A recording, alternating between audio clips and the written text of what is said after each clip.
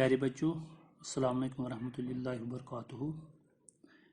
आज का हमारा टॉपिक है lens formula for concave lens.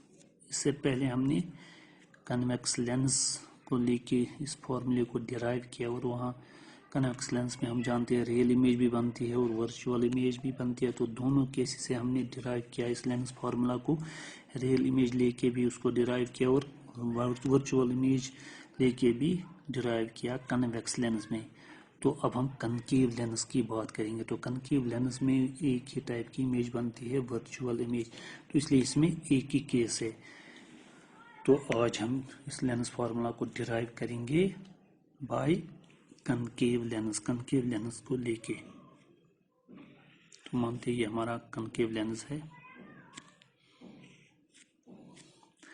ये प्रिंसिपल एक्सिस, ये हुआ ऑप्टिकल सेंटर O। तो हम जानते हैं इसमें दो केसेस होते हैं कि हम पोजीशंस ऑफ ऑब्जेक्ट्स के बारे में जब हम कहेंगे, सिर्फ दो ही केस है कि ऑब्जेक्ट को हम किसी भी पोजीशन पे रख सकते हैं। वो पहला केस है और दूसरा है कि इन्फिनिटी पे।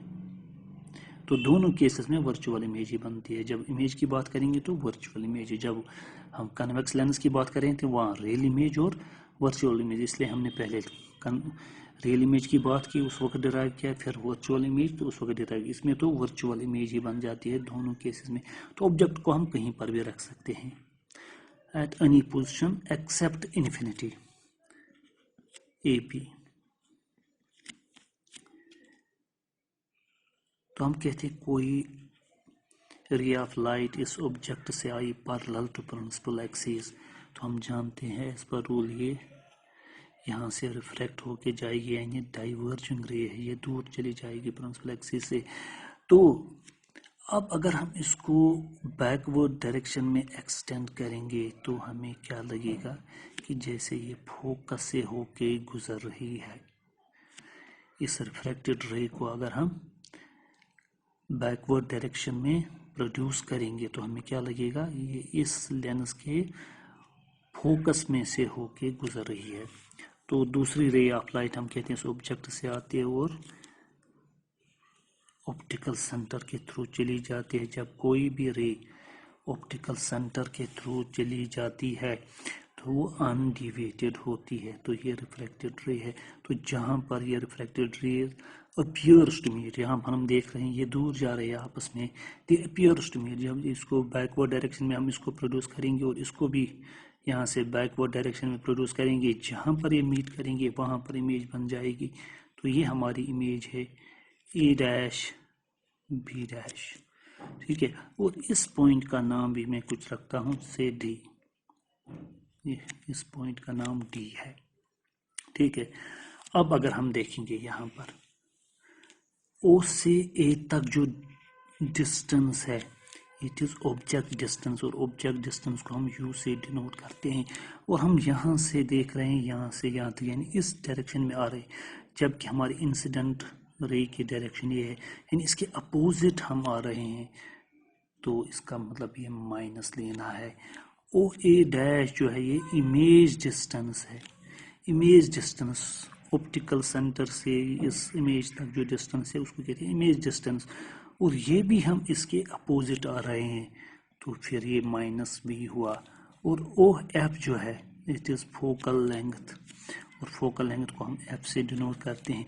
और इस वक्त हम देख रहे हैं ये भी हम इस इंसिडेंट रे के अपोजिट आ रहे हैं, तो -F।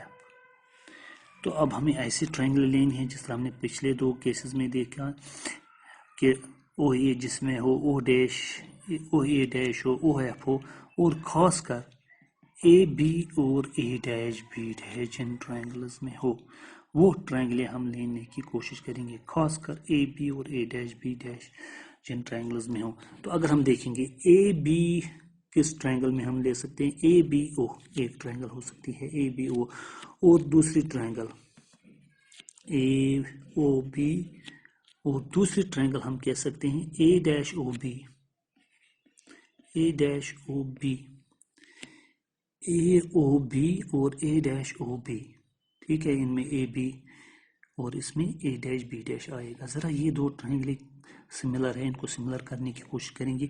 इस ट्रायंगल का ये एंगल जो है ये राइट एंगल है, इसी तरह इस ट्रायंगल का ये एंगल जो है ये भी राइट एंगल है, और ये जो ये एंगल है ये वाला एंगल ये दोनों ट्रायंगल्स का है, यानी ए ओ बी और A dash O B B A dash O B dash, ये दोनों ट्रायंगल्स का, या इसका एंगल 1 लिखेंगे, angle 1 is common in both the triangles, so therefore triangles are similar, ये दो ट्रायंगल सिमिलर है। तो जब ट्रायंगल सिमिलर होते हैं तो तब then their corresponding sides are proportional, तो इनके कॉरस्पॉन्डिंग साइड्स प्रोपोर्शनल होंगे।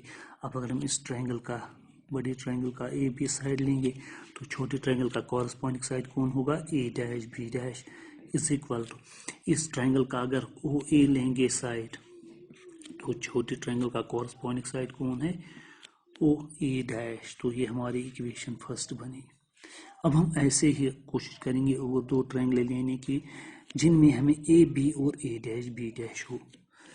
तो देखिए ये ट्रायंगल हम ले सकते हैं ए डैश, जिसमें ए डैश बी डैश एफ, यानी ये वाली ट्रायंगल यानी एफ, अब हम ले रहे हैं, पहले में ओ हमने लिया, अब F A dash B dash F, मगर ए बी एफ हमें कोई ट्रायंगल नहीं है। अगर हम यहाँ से देखेंगे ओ डी और ए बी जो है ये इक्वल है, O D is equal to A B, these are the distances between two parallel lines, क्योंकि ये प्रिंसिपल एक्सिस और इंसिडेंट रे जो है ये पैरेलल है, ए बी और ओ डी जो है ये इनके बिटवीन है, तो ये इक्वल होंगे distances between the two parallel lines. तो अब हम ओ डी लेंगे क्योंकि ओ डी ए बी के बराबर है, तो ओ डी एफ हम ट्रायंगल ले सकते हैं, तो ये भी सिमिलर है, since triangle O D F is similar to triangle कौन से, A dash B dash F, A dash B dash F. देखिए ये किस तरह सिमिलर है, इसका ये एंगल राइट एंगल है और इस ट्रायंगल का ये एंगल राइट एंगल है, और ये एंगल जो है ये कॉमन है दोनों ट्रायंगल्स में, therefore their corresponding sides are proportional. तो इस ट्रायंगल का अगर ओ डी है हम लेंगे तो इस छोटी ट्रायंगल का कौन है कॉरस्पॉन्डिंग साइड, ए डैश बी डैश, उस ट्रायंगल का अगर ओ एफ है तो इसका कौन है, ए डैश एफ, इसका कॉरस्पॉन्डिंग साइड है, यानी इस ट्रायंगल का ओ एफ हम लेंगे तो इस ट्रायंगल का है ए डैश एफ, इस ट्रायंगल का ओ डी लेंगे, इसका लेंगे ए डैश बी डैश, ठीक है। मगर अभी हमने कहा but O D is equal to A B, distance between two parallel lines, therefore O D को अब रिप्लेस करेंगे ए बी से, A B divided by A dash B dash is equal to O F by A dash F, इसका नाम second रखेंगे। देखिए first और second को अगर हम कंपेयर करेंगे, इसका left hand side A B by A dash B dash, इसका लेफ्ट हैंड साइड है A B by A dash B dash, तो left hand side is equal है फ्रॉम फर्स्ट एंड सेकंड। अगर हम देखेंगे left hand side is equal है, therefore their right hand sides are equal, O A by O A dash is equal to O F by A dash F. तो अब अगर हम values देखेंगे, ओ ए का भी वैल्यू हमें पता है, ओ डैश ए का भी, ओ ए डैश का भी पता है, ओ एफ का वैल्यू भी पता है, यानी इसका भी इसका, मगर ए डैश एफ का वैल्यू हमें पता नहीं है। तो O A by O A dash is equal to O F by, ये जो ए डैश एफ है, ए डैश एफ, ये वाली लाइन इतनी, इसको अगर हम लिखेंगे O F minus O dash लिख सकते हैं, O F minus O A dash. देखिए मैं इस तरह बनाऊं, यहाँ पर ओ एफ और यहाँ पर ए डैश हमें है। अब हमें ए डैश एफ ये वाला ये हिस्सा कब हमें निकलेगा, अगर हम इस पूरे हिस्से में से इतना काटेंगे, यानी ओ एफ में से ओ ए डैश काटेंगे, वहां से ए डैश एफ आएगा, तभी हम ए डैश एफ के बदले लिख सकते हैं O F minus O A dash. तो अब इनके वैल्यूज लिखेंगे, ओ ए हम जानते हैं माइनस यू है, और O A dash minus V है, ओ एफ माइनस एफ है divided by O F minus F है, O A dash minus V है, minus into minus plus V बन गया बाई क्रॉस मल्टीप्लिकेशन माइनस, चलिए यहाँ पर हम माइनस माइनस काट सकते हैं, so u into minus F plus V is equal to V into minus F to minus V F, तो ये बन गया minus U F plus U V is equal to minus V F. तो इससे पहले के लेक्चर्स में हमने देखा जब हमें ऐसी पोजीशन हो तो उस वक्त हम डिवाइड करते हैं both sides by U V F. So divide both sides by U V F.